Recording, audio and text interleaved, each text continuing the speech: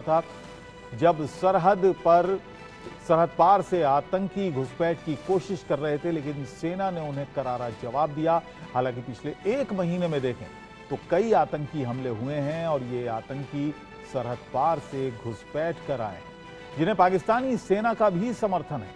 ऐसे में सवाल है कि जब पीठ पर आतंकी वार हो रहा है तो सीधी वार क्यों नहीं हो रही। आज इसी मुद्दे पर चर्चा करेंगे। कई खास मेहमान हमारे साथ जुड़ेंगे, लेकिन इससे पहले एक रिपोर्ट आपको दिखाते हैं।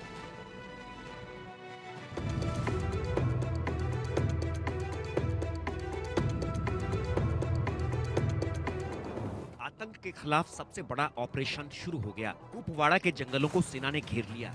बारी हुई और सुरक्षा बलों ने सरहद पार से घुसपैठ कर आए एक आतंकी को ढेर कर दिया।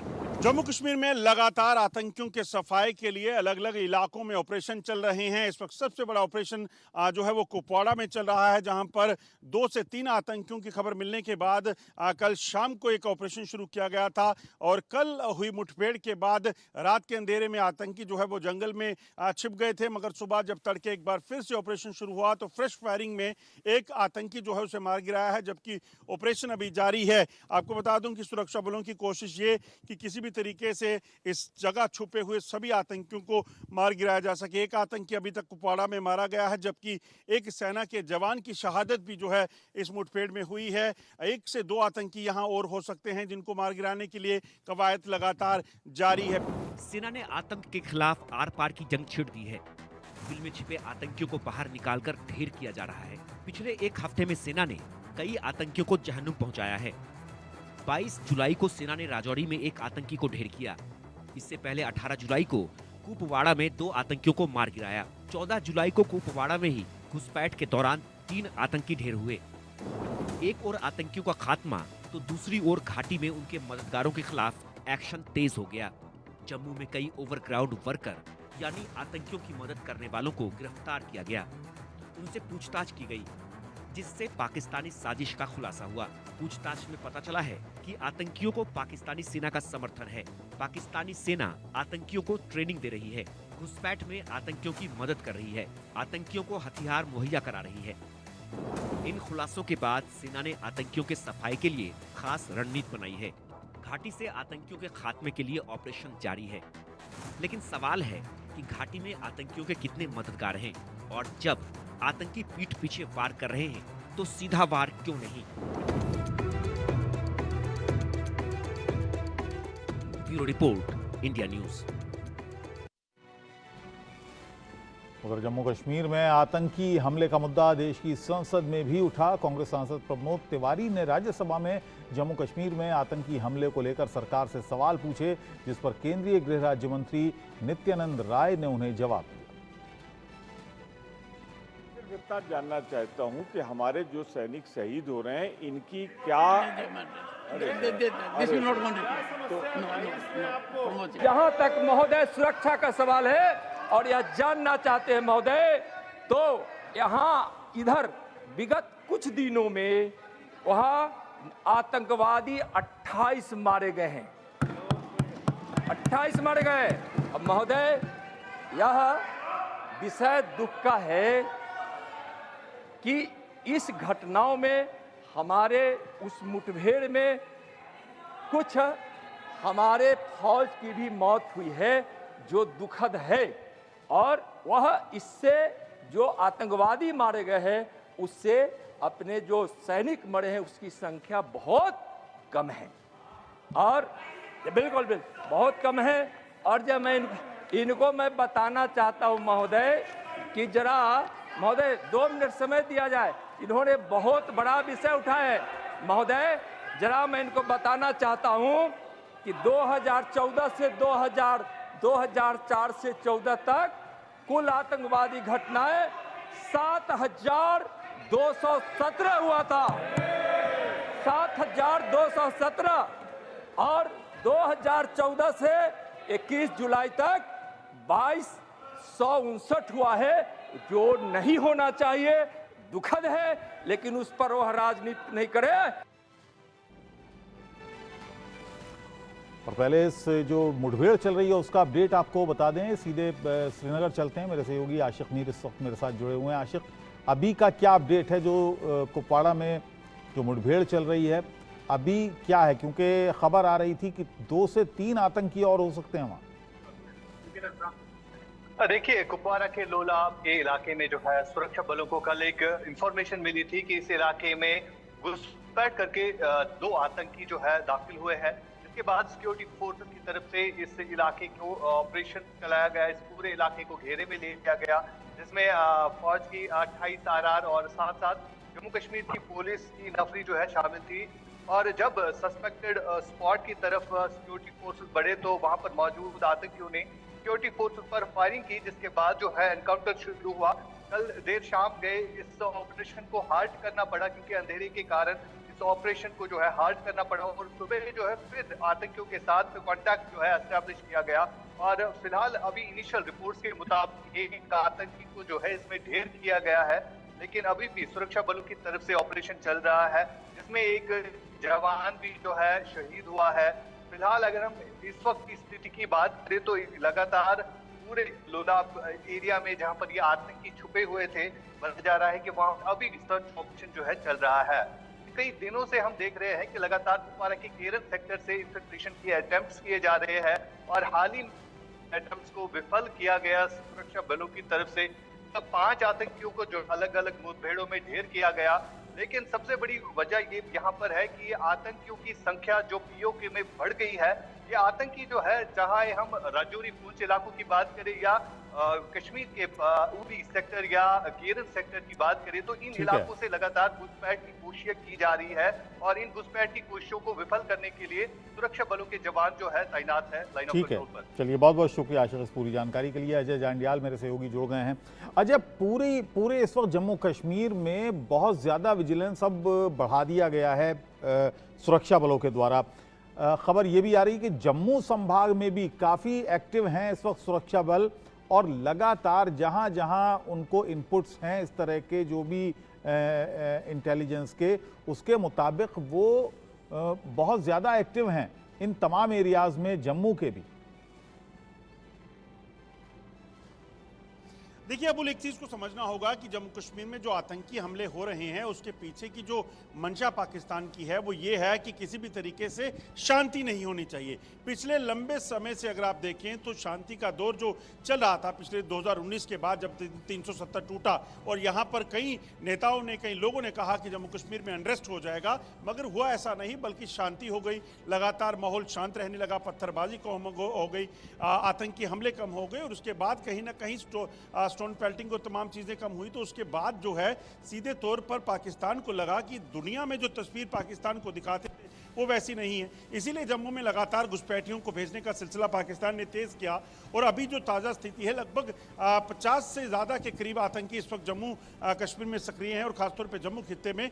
ये आतंकी जो हैं इनके पास बड़े सोफिस्टिकेटेड वेपन हैं, इनके पास जो है कम्युनिकेशन डिवाइसेस ऐसे हैं जिनको ट्रेस करने में काफ़ी दिक्कत आ रही है। कहीं ऐसे इनके पास आपको बता दूं कि सॉफ्टवेयर्स हैं जो ट्रेस नहीं हो पाते, जिनका इस्तेमाल जो है सैटेलाइट के ज़रिए किया जाता है। हथियार इनके पास M4 कार्बाइन राइफल से लेकर स्टेयर AUG राइफल जो ऑस्ट्रियन मेड वेपन है वो है। ये तमाम चीज़ें तभी मिल पाती हैं किसी आतंकी संगठन को, दहशतगर्दों को, जब उनको एक सरकार, एक सेना सपोर्ट करती हो, क्योंकि ये सब हथियार जो आतंकी इस्तेमाल कर रहे हैं मासूम लोगों की हत्या के लिए, सेना पर हमलों के लिए, वो हथियार हैं जो इनको आतंकियों को जो है वो सेना की तरफ से, पाकिस्तान की तरफ से, चीन के जरिए दिए गए हैं। तो ये कहीं ना कहीं बताता है कि ये बड़ा कंसर्न है और सुरक्षा बलों ने, इसीलिए इस वक्त की बात करें तो अबुल लगभग 7 ऐसे डिस्ट्रिक्ट हैं जहां पर इस वक्त एंटी टेरर ऑपरेशन जो है वो चल रहे हैं और बड़े लेवल पर चल रहे हैं। उसी का नतीजा है कि जल्द जम्मू कश्मीर में शांति बहाली को जो है सुनिश्चित करना है, क्योंकि सितंबर में विधानसभा चुनाव होने हैं और इन चुनावों से ठीक पहले इस तरह से पाकिस्तान की प्लानिंग की जम्मू कश्मीर में अशांति फैलाई जाए, उसे नाकाम करना बेहद ज़रूरी है। चलिए अजय, बहुत बहुत शुक्रिया इस पूरी जानकारी के लिए। और हमारे साथ खास मेहमान जुड़ेंगे, RS पठानिया साहब थोड़ी देर में हमारे साथ जुड़ेंगे। भारतीय जनता पार्टी के नेता हैं, नम्रता शर्मा प्रवक्ता हैं कांग्रेस की, वो हमारे साथ जुड़ गई हैं। अमित रैना कश्मीरी पंडित हैं और राइटर हैं, वो भी हमारे साथ जुड़ेंगे। Major general retired Shashi Asthana साहब हमारे साथ हैं, रक्षा विशेषज्ञ हैं। Major general Rajan Kochar retired रक्षा विशेषज्ञ हैं, ये भी हमारे साथ हैं। नम्रता जी, लगातार हम इस बारे में बात कर रहे हैं, भारतीय जनता पार्टी का सरकार है केंद्र में, उनका अपना मत है, और हमने देखा कि इस पूरे मामले में, क्योंकि देश से जुड़ा मामला है, देश की अखंडता से जुड़ा मामला है, लेकिन हमने देखा कि राजनीति हावी हो जाती है, बयानबाजी होती है, एक दूसरे को नीचा दिखाने की कोशिश होती है, संसद में भी हमने देखा। तो क्या ये एक ऐसा मैटर है जिस पर विपक्ष को, सरकार को बैठकर विचार करना चाहिए, क्योंकि देश की अखंडता से जुड़ा हुआ ये पूरा मामला है? सबसे पहले तो मेरी भावभीनी श्रद्धांजलि है आज भी जो एक हमारा सैनिक शहीद हुआ हमारा, उसके लिए, क्योंकि उसने सर्वोच्च बलिदान दिया है इस देश के लिए। देखिए, आज आप राजनीति की बात कर रहे हैं, सवाल पूछना राजनीति नहीं होती। 2014 तक आपने देखा कि यहाँ किस तरह से जम्मू को तो बिल्कुल सफाया कर दिया गया था, यहाँ मिलिटेंट एक्टिविटीज का। कश्मीर में भी हमने देखा कि बिल्कुल हमने कंट्रोल कर लिया था। साउथ कश्मीर के अंदर कभी एक दो घटनाएं हो जाती थी, वो भी उसमें भी बहुत मुझे लगता है कि कमी आई थी। लेकिन लगातार ये बढ़ते आतंकी हमले पिछले 40 दिनों के अंदर, 42 दिनों के अंदर हम देखें तो 14 सैनिक शहीद हुए हैं, 10 श्रद्धालु शहीद हुए हैं, सिविलियंस शहीद हुए हैं, कितने घायल है, मेरे ख्याल 60 से ज्यादा सैनिक घायल है और 10 से ज्यादा सिविलियंस घायल है। तो ये जो आंकड़ा है, ये अपने आप प्रश्न उठने में हमें, नम्रता जी, मसला यही है, बीजेपी के प्रवक्ता होते हैं, बीजेपी नेता होते हैं, वो कहते हैं साहब इनके 10 साल देख लो, हमारे 10 साल देख लो, इनके 10 सालों में कितने मरे, हमारे 10 सालों में कितने मरे, ये मुकाबलेबाजी शुरू हो जाती है। अगर आप मुझे समय देंगे ना, मैं आपको बताऊंगी। 70 साल ये बात करते हैं, पिछले 30 वर्षों में 16 साल तो हुकूमत भारतीय जनता पार्टी की रही है। अगर 70 साल का हम आंकलन करें, पिछले 30 वर्षों का आंकलन करें, तो उसके बाद मैं आपसे ये बताना चाहती हूँ कि अगर हम बात करें कि 70 साल, 30 वर्षों का आंकलन अगर हमने किया, 16 वर्ष हमने बीजेपी को दिया, अब 16 वर्ष के अंदर ये कितना 10 वर्षों के अंदर कर पाए इसको कंट्रोल? हमने तो इनको यहाँ शांतपूर्ण माहौल दिया था। और हमें ध्यान रखना चाहिए, वही मोदी जी थे जो कहते थे कि फौज कमजोर है, नहीं, देश की केंद्र में बैठी सरकार कमजोर है। आज जब 70 साल देश की आजादी को हो चुके थे, 80 साल आज हो गए हैं, जब अंग्रेजों से हमने इसको आजाद करवाया, तो तब देश उस कैपेबल नहीं था कि इस तरह से कर पाता। लेकिन आज हमारे पास आधुनिक हथियार हैं, हमारी फौज बहुत लैस है आधुनिक हथियारों से। आज अगर ऐसी घटनाएं होती हैं तो सवाल पूछना तो लाजमी है ना जनाब। ये पीठ किस बात के लिए थपथपाते हैं? इन्होंने नोटबंदी की, कहा कि हम टेररिज्म को खत्म कर देंगे। इन्होंने उसके बाद यहाँ 370 हटाई, कहा कि ये बहुत बड़ा रोड़ा है, यहाँ टेररिज्म इसीलिए पनपता है। आज ये कहते हैं पाकिस्तान वहां से आतंकवाद को बढ़ा रहे हैं, लेकिन पाकिस्तान तो शुरू से ऐसी नापाक हरकतें करता रहा। हमने कहा चाइना मैं सबका ओपनिंग कमेंट ले लूं, फिर आपके पास आऊंगा। अमित रैना जी, आप क्या मानते हैं, क्यों एकदम से ये बढ़ गई है घटनाएं? 2021 से अगर हम आंकड़ा देखें तो ये ग्राफ लगातार ऊपर जा रहा है। देखिए, जैसे जैसे कश्मीर में शांति बहाल होती जाएगी, उसी पाकिस्तान बेचैन होता जाएगा और वो निरंतर प्रयास करेगा कि कश्मीर में हालात सामान्य ना हो। ये तो हमको मानना पड़ेगा, क्योंकि डीप स्टेट ऑफ पाकिस्तान जो है उसका वेस्टेड इंटरेस्ट है जम्मू एंड कश्मीर की टर्मोइल। दूसरा, अगर आप रिसेंट पॉलिटिकल एक्टिविटीज देखें जो पाकिस्तान में हो रही हैं, खासकर पीटीआई की जो स्ट्रेंथनिंग हो रही है, चाहे जुडिशियल प्रोनाउंसमेंट्स उनके फेवर में आ रहे हैं और इमरान खान की पार्टी वापस कहीं ना कहीं उभर के आ रही है, तो ये कहीं ना कहीं चैलेंज देखा जा रहा है पाकिस्तान आर्मी को लेकर। और उनका भी एक फिर से प्रयास रहेगा कि वो अटेंशन को डाइवर्ट करें और जम्मू कश्मीर इजी उनके लिए हो जाता है, क्योंकि जम्मू कश्मीर के मुद्दे को लेकर ही पाकिस्तान का डीप स्टेट एक्टिव है। तीसरा, हमारी सरकार का भी फेलियर है, और ये मैं कहने में हिचकिचाऊंगा नहीं, क्योंकि हमारे जो स्लीपर सेल जो जम्मू एंड कश्मीर में हैं वो एक्टिव हो रहे हैं और हम उनको आइडेंटिफाई नहीं कर पा रहे हैं। पिछले साल कटरा के बॉम्ब ब्लास्ट में एक टीचर इन्वॉल्व था, तो बड़ा ही क्लियर इंडिकेशन था कि स्लीपर सेल एक्टिवेटेड है। अभी हमने देखा जो रियासी में टारगेट्स हुआ, उसमें हमने एक लोकल को पकड़ा जो दिखा रहा था टेलीस्कोप की कौन सी बस है, अगेन स्लीपर सेल एक्टिव था। और इसके अलावा आप जो देखेंगे, जो अभी टेरर ग्रुप जम्मू रीजन में खासकर ऑपरेट कर रहा है, उसमें से एक ग्रुप वो माना जा रहा है जो पिछले 2-2.5 साल से ऑपरेट कर रहा है। अगर वो पिछले 2-2.5 साल से ऑपरेट कर रहा है तो इसका मतलब साफ है कि कहीं ना कहीं उनको सपोर्ट मिल रहा है, उनको कवर मिल रहा है, उनको खान पीन मिल रहा है, उनको संरक्षण मिल रहा है। तो इंटेलिजेंस फेलियर्स भी रहे हैं, तो कहीं ना कहीं मल्टीपल लेवल्स पे फेलियर है। दूसरा, स्टेट में अगर आप देखें, जम्मू कश्मीर का जो स्टेट था पहले, उसमें एक यूनिफाइड कमांड था, आज भी यूनिफाइड कमांड है, और उसमें गवर्नर को एडवाइस करने के लिए एक सीनियर फौजी जाता था एज एन एडवाइजर सिक्योरिटी को लेकर। आज आपके पास यूनिफाइड कमांड तो है, मगर उसमें एलजी के पास एक भी एडवाइजर नहीं है जो सिक्योरिटी एंगल से उनको एडवाइस कर सके। तो आप दिल्ली से इसको माइक्रो मैनेज नहीं कर सकते, आपको स्टेट में रहकर भी अंडरस्टैंड करने पड़ेंगे डायनामिक्स, और उसके लिए आपको एक सिक्योरिटी एडवाइजर की आवश्यकता जरूर रहेगी। चलिए अब इसके दूसरे पहलू पर भी आते हैं। क्या आतंकियों ने अपनी रणनीति बदली है? क्या जो सीमा पार इनके आका बैठे हैं उन्होंने कोई रणनीति बदली है? शशि अस्थाना जी, आप क्या मानते हैं? क्योंकि अभी थोड़ी देर पहले हमारे साथ हमारे सहयोगी थे अजय जांडियाल, उन्होंने बताया कि उनके पास एनक्रिप्टेड डिवाइसेस हैं। इस बार उनके पास ऐसे फ़ोन हैं जिनको ट्रेस करना बड़ा मुश्किल हो जाता है। तो इस बार क्या कुछ अलग ट्रेनिंग के साथ ही आए? क्योंकि ये देखा गया जम्मू में जो घटनाएं हुई, हमने उसमें देखा कि वो घटना को अंजाम दे रहे हैं, वारदात को अंजाम दे रहे हैं और हाथ नहीं आ रहे हैं। देखिए, जम्मू में जितनी घटनाएं हुई हैं, इसमें कोई शक नहीं है कि जितने टेररिस्ट आ रहे हैं उनकी जो कैपेबिलिटी है, जो ताकत है, उसमें इजाफा हुआ है। और इस इजाफे के पीछे जैसा कि हम सभी जानते हैं, पाकिस्तान आर्मी का हाथ है। अभी जो भी मैं डिस्कशन करूंगा, बेसिकली देखिए, इसको सिक्योरिटी को हमें पॉलिटिक्स से हटके देखना पड़ेगा, क्योंकि ये जो घटनाएं बढ़ रही हैं उसके कारण ये नहीं है कि यहाँ पे चाहे बीजेपी की सरकार है या कांग्रेस की सरकार है, उन्हें इससे कोई लेना देना नहीं है पाकिस्तान आर्मी को। पाकिस्तान आर्मी की जहाँ तक सवाल है और क्यों ये बढ़ रहा है, इसके कई कारण है। सबसे पहले, अगर कश्मीर नॉर्मलाइज हो जाता है, अच्छे पार्लियामेंट्री इलेक्शन हुए हैं, नेक्स्ट इलेक्शन हो जाता है, नॉर्मल हो जाता है, तो पाकिस्तान के लिए ये अच्छी बात, पाकिस्तान आर्मी अपने लिए अच्छी बात नहीं समझती। दूसरी चीज, वहां पर भी हल्ला हो रहा है, पीओके वाले खूब हल्ला कर रहे हैं कि भाई वहां पर अगर इतना कुछ हो सकता है, आप हमें कुछ नहीं देते हैं, तो एक इंटरनल डिस्टर्बेंस भी है। इंटरनल वहां पर जो उनके टेररिस्ट भी उनको मार रहे हैं। इन सब चीजों को मद्देनजर रखते हुए एक तो पॉलिसी है कि भाई आप किसी तरीके से इसको शिफ्ट कीजिए अटेंशन को। और दूसरी चीज क्या है कि किसी भी कमजोर देश के लिए ये पता है कि हम न्यूक्लियर देश हैं, हम कमजोर हैं, तो लड़ाई न्यूक्लियर जा सकती है, इसलिए लड़ाई तो होगी नहीं। प्रॉक्सी वॉर एक बहुत अच्छा ऑप्शन माना जाता है, और वो उसका पूरा इस्तेमाल कर रहे हैं अपने उल्लू सीधा करने के लिए। जहां तक डीप स्टेट की बात जो रैना साहब ने की, ये तो हो गए एक तरीके से मोटे मोटे कारण, और उसी में उसकी कैपेबिलिटी बढ़ाई जा रही है।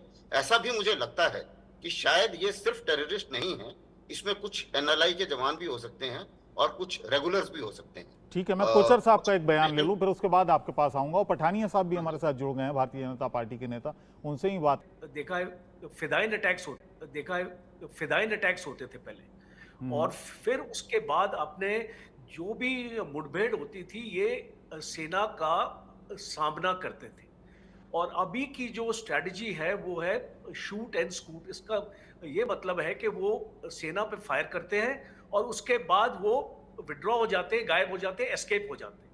तो उससे एक्चुअली क्या होता है, जो इनिशियल बर्स्ट होता है फायर का, वो उसमें हमारे कुछ कैजुअल्टीज हमारी फौज को होती हैं, और फिर उसके बाद हम जब उसको रिटेलिएट करने की कोशिश करते हैं तो ये लोग भाग जाते हैं। तो इस टाइप की स्ट्रैटेजी सामने आई है जो जम्मू के एरिया में, और आपने जितने भी अटैक्स अभी देखे हैं इस जम्मू के एरिया में और इसको रियासी के एरिया में और बाकी एरियाज में, हमने ये एक क्लियर कट जो स्ट्रैटेजी चेंज ऑफ स्ट्रैटेजी अपना देखी है। और दूसरा एक बहुत इम्पॉर्टेंट एस्पेक्ट ये है कि जो इनको लोकल सपोर्ट मिल रही है, ये हमने पहले इतनी मात्रा में नहीं देखा था, क्योंकि लोकल सपोर्ट पहले भी इनको मिलती थी, पर इस तरीके की नहीं मिलती थी कि जो इस तरीके की अभी इनको मिल रही है। और इसके ऊपर इजाफा हुआ है, और इसका मेन रीजन ये है कि इस एरिया में फौज की डोमिनेशन नहीं रही। आप जानते हैं कि 1994 से लेके 2009 तक मिलिटेंसी बहुत हैवी थी इस एरिया में। 2009 के बाद यहाँ पे काफी शांति हो गई थी। उसकी वजह से गवर्नमेंट ने उस टाइम पे डिसाइड किया कि आहिस्ता आहिस्ता करके फौज को थिन आउट किया जाए यहाँ से, और जहाँ पे फौज की ज्यादा जरूरत है उसको वहां पे फौज को लगाया जाए।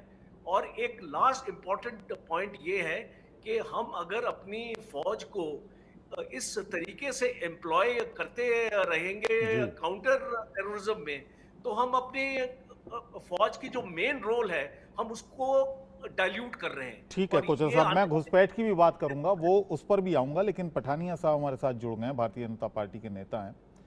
नम्रता जी ने अपनी बात कह दी थी। पठानिया साहब, स्वागत है आपका। और मैं रोजाना सोचता हूं कि आज इस पर बहस ना करनी पड़े हमें, लेकिन रोजाना कोई ना कोई ऐसी घटना हो जाती है कि हमें इस पर चर्चा मजबूरी हो जाती है। आज भी एक जवान की शहादत हुई, अभी भी मुठभेड़ जारी है। अमित रैना साहब अपना वक्तव्य दे रहे थे थोड़ी देर पहले, और उन्होंने ये कहा कि उन्हें ये बात कहने में कोई परहेज नहीं है कि सरकार का फेलियर है, नीतियों का फेलियर है। देखिए, मैं आपके चैनल पे पहले भी इस विषय पे बड़ी तफसील से बात कर चुका हूं। जम्मू कश्मीर में आतंकवाद फैलाने की, आतंकवाद का प्रचार और प्रसार, वो आतंकवाद को बढ़ावा देने से एक नया शिफ्ट एक पड़ोसी मुल्क में लिया। इससे पहले हाइब्रिड टेररिज्म ने थोड़ा परेशान किया, हमने उस पर अंकुश लगाया। ड्रोन के साथ फिर हथियार जम्मू कश्मीर की टेरिटरी में डाले जाते थे, उससे फिर यहाँ पे गड़बड़ की जाती है, जिससे भी अंकुश लगा है। अब ये कोई बताया जाता है, जैसा कोई रिपोर्ट की 60-70 लोग ऐसे क्षेत्र जो कि रिलेटिवली जिसे कहते हैं शांतिपूर्वक है, चाहे हिमाचल है चाहे पंजाब है, उनके साथ लगे सटे बॉर्डरों के साथ ये सीज कर चुके हैं। बहुत जल्दी ये चुन चुन के अपने सरे अंजाम तक पहुंचाए जाएंगे, ये सरकार का और शासन और प्रशासन का मानना है। मेरा विनम्र अनुरोध है सब पॉलिटिकल पार्टी से, सब लोगों से, जम्मू कश्मीर की रक्षा और सुरक्षा का आम आदमी से, ये बहुत बड़ी बात है। ये जो 60-70-70-80 लोग जो उपद्रव मचा रहे हैं अलग अलग जगहों पर जाके बहुत जल्दी ढूंढ के और अपने सरे अंजाम तक पहुंचाए जाए। ठीक है, ये तो एक आदर्श सिचुएशन आपने बता दी कि सबको ढूंढा जाएगा, मारा जाएगा, बदला लिया जाएगा शहादत का, वो एक अलग चीज़ है। लेकिन मैं ये आपसे जानना चाहता हूँ कि देखिए, बातचीत पाकिस्तान के साथ है बंद, तो डिप्लोमेटिक स्तर पर तो कोई बातचीत होगी नहीं। अब जवान शहीद हो रहे हैं, उसके अलावा हमारी तरफ से जो कार्रवाई हो रही है वो सेना कर रही है, लेकिन सवाल सबसे बड़ा ये है कि सीमा पार से घुसपैठ भी हो रही है, और घुसपैठ में हमारे जवान भी शहीद हो रहे हैं। घुसपैठ इतनी हो रही है कि एक आंकड़े के मुताबिक लगभग 50 आतंकियों की घुसपैठ हो चुकी है। 50 आतंकी जम्मू रीजन में है, 50 से 70 जैसा बताया है ना। तो ये आखिर रुक क्यों नहीं रही है? ये होगा कैसे, रुकेगा कैसे? देखें, जो मापदंड है, जो पैरामीटर है आतंकवाद को नापने में, वो मापदंड बताते हैं कि जम्मू कश्मीर में आतंकवाद में बहुत सारी गिरावट आई है। मैं आपको बता रहा था कि हवाला, टेरर, सरकारी मुलाजिम में हर तरीके के इंडोक्ट्रिनेशन, इन सब तरीके के आतंकवाद के छोटे छोटे कंडों और हथकंडों पे सरकार ने, शासन और प्रशासन ने काबू किया। ये एकदम, और बताया जाता है कि पिछले 3-4 महीने में ये बारी बारी करके स्लीप किए हैं, और इन सभी को ढूंढना, सरे अंजाम तक पहुंचाना, ये शासन प्रशासन और विशेषकर सिक्योरिटी पुलिस आर्मी के लिए एक चैलेंज है, और वो उस चैलेंज को पूरा करेंगे। जम्मू कश्मीर को 100% आतंकवाद रहित बनाना ये सरकार की नीति और नीति है। एक साफ स्पष्ट सुदृढ़ सरकार दिल्ली में है जो चाहती है यहाँ से आतंकवाद का खात्मा करना। सरकार किसी भी हद तक जाएगी या इस आतंकवाद के खात्मे के लिए। देखें, अगर अब आप हमारा या पार्टी का अगर आज इसी ट्वीट पे आपके होम मिनिस्टर के नहीं देखे, आपके प्रधानमंत्री के नहीं देखे, 2 शब्द श्रद्धांजलि जो हमारे फौजियों को नहीं दे सके, वो कितने प्रधानमंत्री है, वो देश के प्रधानमंत्री, भाजपा के प्रधानमंत्री। देखिए, प्रधानमंत्री सबके हैं, लेकिन मैं उनकी नीतियों को यहाँ पे सामने उजागर कर रही हूँ। मुझे लगता है 2 मिनट में जब आप सब बोल रहे थे मैं बिल्कुल शांत थी। मुझे आज ये जानना है कि अगर इतने जो अंदर इन्फिल्ट्रेट कर चुके हैं वो इतने आधुनिक हथियारों से लैस हैं, तो ये इंटेलिजेंस फेलियर है? वो कैसे आ गए और इतने आधुनिक? और आज ही अभी मैं सुन रही थी, मेरे से पहले उन्होंने कहा कि आज शांति बहाली हो चुकी है कश्मीर के अंदर और पार्लियामेंट्री इलेक्शंस हुए। देखिए, अगर आप इसको मानते हैं कि आज इंजीनियर राशिद का वहां से जीतना जो टेरर फंडिंग के अंदर इन्वॉल्व है, हवाला ट्रांजैक्शन के अंदर इन्वॉल्व है, तो आप कैसे मान सकते हैं कि आज हवाला वाले जो लोग थे वो सब वो मानसिकता आज भी वहां है। 5 लाख वोटों से उनका जीतना अपने आप में ये बताता है कि जो मानसिकता आपने उनको असेंबली के अंदर, मैंने खुद देखा है इंजीनियर राशिद को, किस तरह से वो बिहेव करते थे, किस तरह से एंटी नेशनल बातें वहां किया करते थे, किस तरह से बीफ पार्टी ऑर्गेनाइज की गई जब इन्हीं का स्पीकर वहां पे था। तो माहौल बिगाड़ने वाले इंसान का आज वहां से जीत हासिल करना कहां से ये मानते हैं? अब तो इनकी नैतिक हार है, वो ये स्वीकार करो। आज सिर्फ बातों से बात नहीं बनेगी ना। जम्मू रीजन जो सफाया कर चुका था आतंकवाद से, आज वहां दोबारा आतंकवादी घटनाओं का बढ़ना, ये अपने आप में सोचा ठीक है। जम्मू की आपने बात की है, जम्मू से खबर आ रही है नम्रता जी, जम्मू से खबर आ रही है, वो भी जरा हम दर्शकों को बता दें। जम्मू बॉर्डर पर 7 संदिग्ध भारी भरकम बैग लिए दिखे। संदिग्धों को लेकर पुलिस ने एक स्केच भी जारी किया है। 1 महीने में ये चौथा मौका है जब ये संदिग्ध देखे गए हैं, यानी 1 महीने में ये चौथी बार है जब जम्मू डिवीजन में इस तरह के ये संदिग्ध दिखे हैं। इनके पास भारी भरकम बैग हैं। ये वो स्केच है जो स्केच जारी किया है वहाँ पर सुरक्षा बलों ने, पुलिस ने, और 4 ये लोग हैं जो देखे गए हैं। इनके पास भारी भरकम बैग हैं और देखने में भी ये स्थानीय नहीं लगते हैं। कोचर साहब, एक चीज़ है जो जम्मू में हम देख रहे हैं कि गतिविधियां एकदम से बढ़ गई हैं, चाहे हम रियासी की बात करें, कठुआ की बात करें, या डोडा या पुंछ या राजौरी की हम बात करें। और ये भी अब खबरें आ रही हैं कि पंजाब बॉर्डर से भी इन्फिल्ट्रेशन हो रहा है, घुसपैठ हो रही है। तो जाहिर सी बात है जितना जम्मू में आतंकवाद है वो पंजाब के जरिए ही जम्मू पहुंच रहा है, क्योंकि कश्मीर बॉर्डर से आना जम्मू तक थोड़ा मुश्किल है, पंजाब से जम्मू में एंटर होना आसान है। तो क्या आपको लगता है कि ये जितनी भी वारदातें हो रही हैं ये पंजाब बॉर्डर से जो इन्फिल्ट्रेशन हो रहा है उसके बाद हो रही हैं? जी, किससे सवाल पूछा था आपने? कोचर साहब आपसे ही। अच्छा ठीक है, मेरे से ओके। ये रिपोर्ट मैंने भी पढ़ी है, आपने जो भी बताया है कि जो इंटरनेशनल बाउंड्री है उसको वहाँ से इन्फिल्ट्रेशन आसान हो रहा है और लाइन ऑफ कंट्रोल से इन्फिल्ट्रेशन इन लोगों के लिए मुश्किल हो रहा है। और आपने देखा, आपने तारन का जो एरिया है, और आपने हमने इसको वहाँ पे ये भी देखा था कि पाकिस्तान की तरफ से ड्रोन्स लॉन्च किए गए थे और हथियार को ट्रांसपोर्ट किया गया था, स्मगल किया था ड्रोन्स के जरिए। हमने कुछ ड्रोन्स को पकड़ा भी था।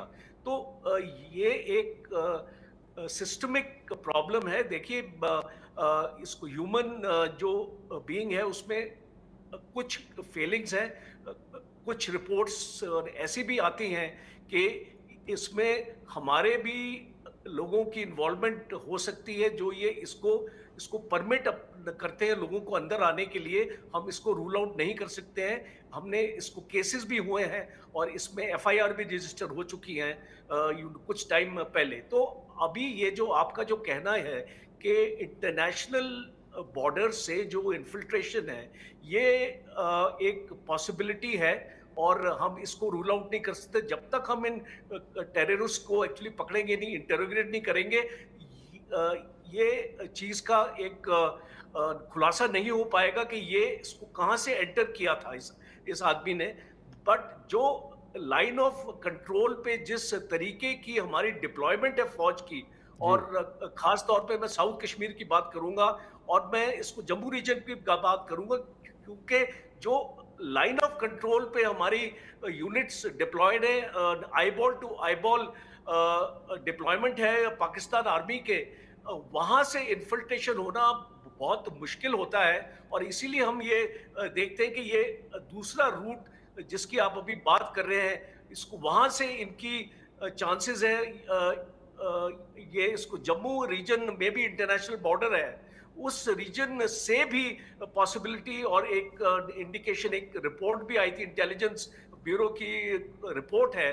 इस रिपोर्ट में ये इसको जिक्र था कि यहाँ से भी पॉसिबिलिटीज हो रही हैं कि इन्फिल्ट्रेशन हो रहा है। तो हमको इस चीजों के ऊपर ज्यादा आई थिंक इसको ध्यान अपना देना पड़ेगा। और ये जो इन्फिल्ट्रेशन रूट्स हैं और एक लाइकली इन्फिल्ट्रेशन रूट्स भी हमने आइडेंटिफाई कर रखे हैं। और दूसरा एक बहुत इंपॉर्टेंट है कि आपने टनलिंग देखी होगी और हमने कई इसको जगह इनकी टनल्स को पकड़ा है जो आईबी से और अंदर आती हैं और इसको लाइन ऑफ कंट्रोल में भी इन लोगों ने टनलिंग की है, जिसको हमने उसको आइडेंटिफाई किया है और उसको बंद किया है। तो अभी एक पॉसिबिलिटी ये भी है कि ये टनल्स के जरिए आ रहे हैं और उन टनल्स को शायद अभी तक हम आइडेंटिफाई नहीं कर पाए। अमित रैना जी, अभी थोड़ी देर पहले लोकल सपोर्ट की बात हो रही थी। कश्मीर में लंबे समय से आतंकवाद है, वहाँ पर लोकल सपोर्ट होती है और जिस तरह से मज़हब के नाम पर कहा जाता है कि वहाँ पर लोकल सपोर्ट आसानी से मिल जाती है। जम्मू में अभी लोकल सपोर्ट की बात हो रही थी। अब जम्मू में लोकल सपोर्ट का नेटवर्क तैयार करना अपने आप में एक बड़ा काम है कि किसी के लिए भी, किसी भी मिलिटेंट ग्रुप के लिए।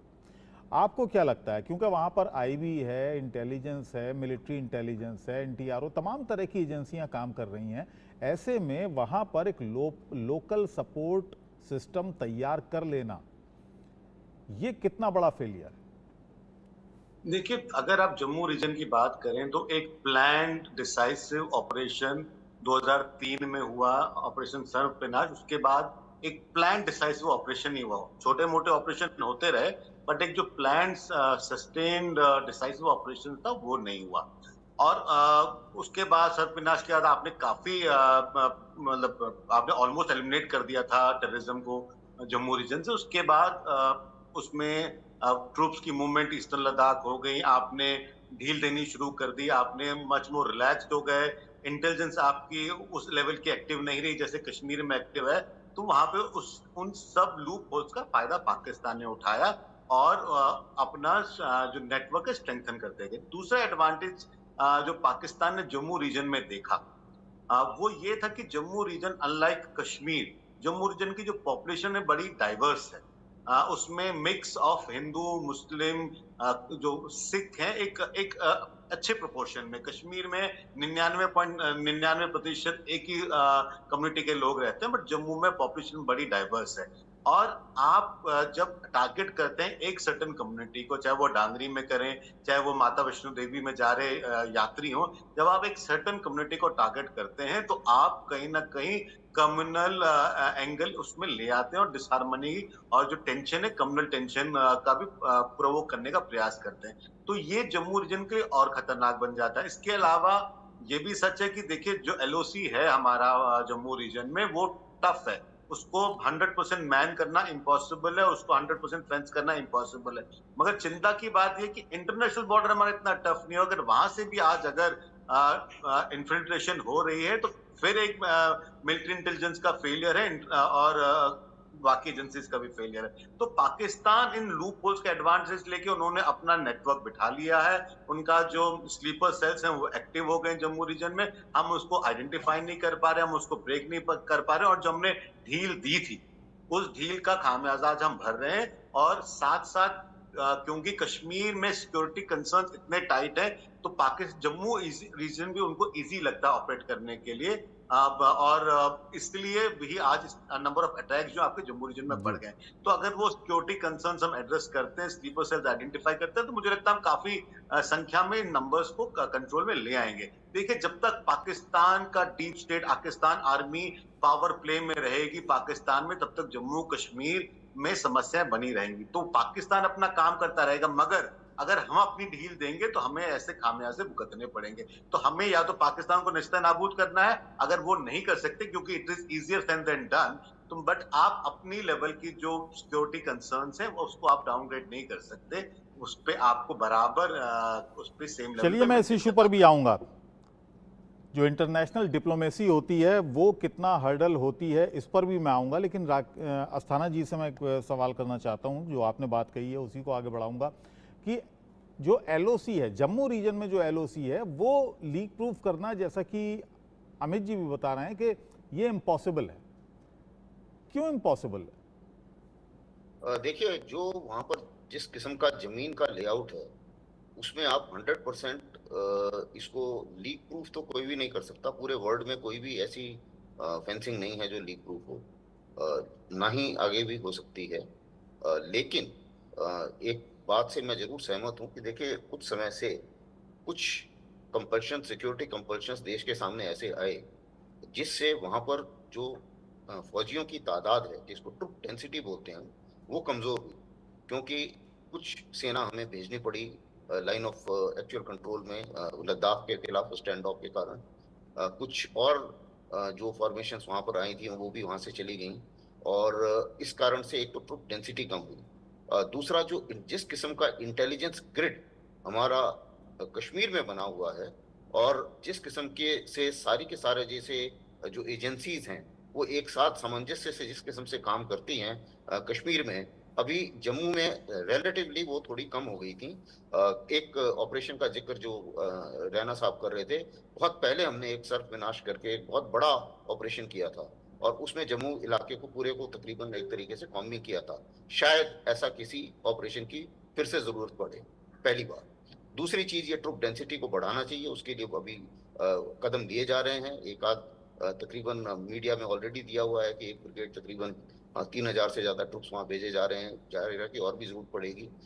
उसी मुताबिक इंटेलिजेंस ग्रिड, इंटेलिजेंस एजेंसीज भी कुछ घुस रही हैं वहां पे, कुछ स्पेशल फोर्सेस को वहां भेजा जा रहा है। और इसी के साथ साथ और भी हमें काफी सारी टेक्नोलॉजी के लिए, अब अगर उन्होंने टेक्नोलॉजी अच्छी पकड़ ली है कि उनके पास एनक्रिप्टेड कम्युनिकेशन है जो कि डिकोड नहीं कर सकते आप, तो जाहिर है कि हमें भी उसी मुताबिक टेक्नोलॉजिकल अपग्रेड करना पड़ेगा। वो टेक्नोलॉजिकल अपग्रेड फौजियों का भी करना पड़ेगा और ये बीएसएफ का भी करना पड़ेगा, क्योंकि ये बात भी बिल्कुल सही है कि शायद जब उन्हें लग रहा है कि एक चांस है इंटरनेशनल बॉर्डर से इन्फिल्ट्रेट करने का, तो वहां भी इस्तेमाल कर रहे हैं। वहां पे टनलिंग भी हो सकती है, वहां पे कुछ चीजें ऐसी होती हैं, जैसे आप फेंसिंग लगा दीजिए, फेंसिंग के नीचे से नाला जा रहा है, अब उस नाले में तो फेंसिंग नहीं घुसेगी ना, तो वहां से आदमी घुस जाता है अपोजिट पानी के थ्रू। तो ये टेरेन के कुछ रेस्ट्रिक्शंस होते हैं जिसके कारण आप पूरा लीक प्रूफ नहीं कर सकते।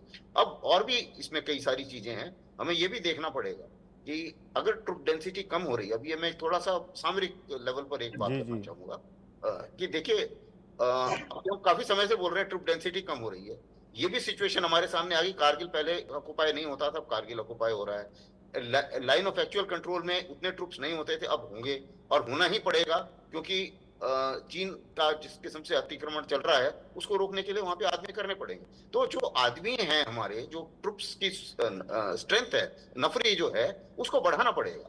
अब अगर हमने पिछले कोरोना के टाइम में रिक्रूटमेंट नहीं किया, तो मेरे विचार से उस रिक्रूटमेंट को अभी और करना पड़ेगा, क्योंकि ट्रुप डेंसिटी की एक रिक्वायरमेंट, जो ट्रुप ऑन ग्राउंड है उसकी रिक्वायरमेंट अभी बढ़ रही है। ये पूरे देश को समझना पड़ेगा। पूरा देश हल्ला करने लगता है जी पेंशन बिल इतना बढ़ गया, वो बजट में भी खूब हल्ला हो रहा है, वगैरह वगैरह, लेकिन सवाल ये है कि सिक्योरिटी की एक कीमत होती है और उस कीमत को चुकाना पड़ेगा, इसलिए हमें रिक्रूटमेंट भी बढ़ाना पड़ेगा। ठीक है पठानिया साहब, देश इस वक्त, देश में बड़ा गुस्सा है, आपने देखा होगा बहुत ज़्यादा लोग, जो शहादतें हमारे जवानों की हो रही हैं उसको लेकर गुस्सा है। अब मैं आपसे ये जानना चाहता हूँ कि सरकार किस बात के इंतज़ार में है? क्या कोई मजबूरी है? क्या अंतर्राष्ट्रीय डिप्लोमेसी चलती है उसकी मजबूरी है? क्या वजह है कि सीधा एक्शन लेने से अभी तक कोई ऐसा हमने कोई जेस्चर नहीं देखा सरकार का? देखें, सबसे पहले तो पूरे देश की भावनाओं, देशवासियों की भावनाओं, देशवासियों को जज्बे का पूरा सम्मान करते हैं और उसका रिस्पेक्ट करते हैं, और ये भी आश्वस्त करना चाहते हैं कि ये जो नया चुनौती बन के उभरी है, इसे विस्तृत स्तर पे, चाहे वो डिप्लोमेटिक स्तर है, हालांकि बातचीत तो होती नहीं पाकिस्तान से, लेकिन फिर भी डिप्लोमेटिक स्तर एक्सप्लोर किया जा रहा है, चाहे वो आर्थिक स्तर पे, चाहे वो मिलिट्री पॉइंट ऑफ व्यू से, चाहे ये जो आतंकवादियों को 3 स्तरों पे देखना है। सबसे पहले तो जम्मू कश्मीर पे कैसे लूटते हैं, फिर जैसा आपने कहा अभी बॉर्डर या एलओसी पे कैसे इनको रोकना है, और उसके बाद वो जो जिहादी ठिकाने हैं वहां कैसे इनके साथ डील करना है। तो अलग अलग स्तरों पर जिसे कहते हैं सरकार अलग अलग दिशाओं में काम कर रही है। मैं आपके ध्यान में एक पाकिस्तान के एक न्यूज डेली में छपी हुई रिपोर्ट बताऊं, जिसपे वो कह रहे हैं कि 20 से ऊपर चले जो इम्पोर्टेड, जो वहां पे जो नेता, सेपरेटिस्ट नेता थे, उनका जो मर्डर पाकिस्तान की टेरिटरी पे वो भारत ने इंजीनियर किया है कि नहीं किया है, तो वहां भी एक जिसे कहते हैं सकते में ये सिस्टम है, वहां भी एक जैसे एक कहीं ना कहीं एक अपने आप में एक थ्रेट है और इंफीरियोरिटी कॉम्प्लेक्स भी है और कहीं ना कहीं अपना एग्जिस्टेंशियल एक थ्रेट भी वो लोग फील कर रहे हैं। तो मैं फिर बोलूं यहाँ पे हम सब पॉलिटिकल पार्टियों को, राजनेताओं को, हमको एक मंच पे खड़े होकर जम्मू कश्मीर के लोगों को इससे लड़ना होगा। इस चैलेंज को हम लड़ेंगे और इस चैलेंज से जिसे कहते हैं साफ उतरेंगे। जम्मू कश्मीर को आतंकवाद से रहित करेंगे। पूर्ण विश्वास रखना चाहिए अपनी सिक्योरिटी, अपनी पुलिस और विशेषकर अपने इंटेलिजेंस लेकिन जिस नेटवर्क विश्वास की आप बात कर रहे हैं, जब इस तरह की घटनाएं होती हैं तो जनता का विश्वास हिलता है कि आखिर हो क्या रहा है रोजाना, क्योंकि ये घटनाएं हो रही हैं। विश्वास रखना चाहिए और उन्हें स्पेस देना चाहिए, थोड़ा सा स्पेस होना देना चाहिए। ज्यादा प्रेशर क्रिएट करेंगे तो मुझे लगता नहीं वो अच्छे से काम, उन्हें थोड़ा स्पेस देना चाहिए और थोड़ा ट्रस्ट उन पे करना पड़ेगा हमें। और मुझे पूर्ण विश्वास है कि हमारा जो ये नेटवर्क है, चाहे वो सिक्योरिटी, चाहे वो पुलिस, चाहे वो इंटेलिजेंस या चाहे वो टेरर कंट्रोल का और चाहे वो NIA है, ये डिलीवर करेंगे और जम्मू कश्मीर को आतंकवाद रहित करेंगे। मुंह की खाएगा पाकिस्तान। अलग अलग फ्रंट पे इसे डील करने की कोशिश की जा रही है। हर फ्रंट पे जिसे कहते हैं पाकिस्तान मुंह की खाएगा। जैसे वाटर मैनेजमेंट की बात करें, आज बात उठी है जी, no diplomacy, no talks and no water. Indus water treaty को भी रिव्यू किया जाए। नो ट्रेड विद पाकिस्तान, पहले ट्रेड किया जाता ना चक्काला बाग से, वहां से आगे पीछे, वो भी बंद किया जाए। तो पाकिस्तान एक रोग स्टेट है। इस रोग स्टेट को किस तरीके से अलग अलग लेयर से, मैंने कहा कि अलग, आपने जैसे कहा अभी कि निर्णायक जंग, मैं सबके ध्यान में बोलूं कि भारत आतंकवाद के विरुद्ध डू एंड डाई की निर्णायक जंग कर रहा है। नेवर, नाउ और नेवर, ये एक टर्निंग पॉइंट है। नम्रता जी, ये शिकायत रहती है आमतौर से सरकार की कि विपक्ष का साथ नहीं मिलता है, विपक्ष और आलोचना पे उतर जाता है इस मामले में। जी, मैं यही because as they sow shall they reap, they have done the same thing, so they feel that other party is also doing the same thing. हम सिर्फ आलोचना नहीं कर रहे हैं, आज हम इनसे सवाल खड़े कर रहे हैं। जब हमारे रोज फौजी मर रहे हैं, कोल्ड ब्लडेड मर्डर किया जा रहा है, धाक लगा के हमारे फौजियों को मारा जा रहा है। और जैसे मुझसे पहले एक लेफ्टिनेंट जनरल ने बताया, हमसे पहले एक विशेषज्ञ ने भी बताया, रैना साहब की बात भी मुझे बहुत अच्छी लगी कि किस तरह से वो इन्फिल्ट्रेट कर रहा है और हम लोग नाकामयाब हैं। कहीं ना कहीं तो इंटेलिजेंस फेलियर है। ये कह रहे हैं विश्वास रखिए, इन भारतीय सेना पे तो सभी को विश्वास है, वो तो बेचारे अपना बलिदान दे रहे हैं। विश्वास नहीं है तो आज की सरकार पे नहीं है, क्योंकि उनकी जो नीतियां रही हैं वो उस तरह। आप देखिए, आज जो लेफ्टिनेंट गवर्नर है, पिछले सत्यपाल मलिक जी ने बहुत एक आरोप लगाए थे गंभीर की पुलवामा करवाया गया था। आज जो गवर्नर है उनपे खुद ही एक बहुत बड़े आरोप है भ्रष्टाचार के। क्या आज भी ये करवाया तो नहीं जा रहा? ये भी एक बात है। दूसरी बात है कि जिस तरह से रैना साहब ने कहा, आज कोई विशेषज्ञ नहीं है उनके पास जो उनको बता सके कि परिस्थितियां क्या है, इन सब डायमेंशंस पे कौन काम करेगा। आज ये सब चीजें जब दिमाग में, ध्यान में आती हैं तो कहीं ना कहीं जो हमारी बैठी हुई सरकार है उसके ऊपर उंगलियां उठती हैं। आज ही अभी इंडस वैली की बात कर रहे थे, अभी तो इन्होंने 40 लोगों का डेलीगेशन बुलाया था उस ट्रीटी के तहत। कौन सा पानी ना देने की बात करते हैं और रिव्यू करने की बात करते हैं। जिस दिन डोडा में अटैक हुआ उससे पहले 40 लोगों का डेलीगेशन इंडस वाटर ट्रीटी के तहत किश्तवाड़ गया था। देखिए, आज सिर्फ बात करने से बात नहीं बनने वाली। यहाँ रोज शहादतें हो रही हैं, सिविलियंस मर रहे हैं। जो सरकार हमारे सिविलियंस को जान माल की सुरक्षा ना कर सके, उसको बने रहने का तो कोई हक है नहीं। लेकिन यहाँ आज डायरेक्ट कंट्रोल, क्योंकि देश की सेंट्रल, यहाँ हमारी भाजपा सरकार डायरेक्ट कंट्रोल कर रही है थ्रू LG हमारी स्टेट को, तो हम सवाल तो पूछेंगे ना कि यहाँ आज रोज कभी कोई ऐसा हमारा कोना नहीं बचा, कोई ऐसा डिस्ट्रिक्ट नहीं बचा। जितनी भी घटनाएं हो रही हैं दुर्भाग्यपूर्ण है, जो जिस तरह से बिल्कुल दुर्भाग्यपूर्ण है और नहीं होनी चाहिए, उसको लेकर गुस्सा भी है। और हम उम्मीद कर सकते हैं कि कोई ना कोई ऐसा कदम उठाया जाए कि इस तरह की घटनाओं पर लगाम लगे, एक बार फिर शांति लौटे जम्मू कश्मीर में। बहुत बहुत धन्यवाद आप सभी का इस प्रोग्राम में आने के लिए, चर्चा में शामिल होने के लिए बहुत बहुत शुक्रिया।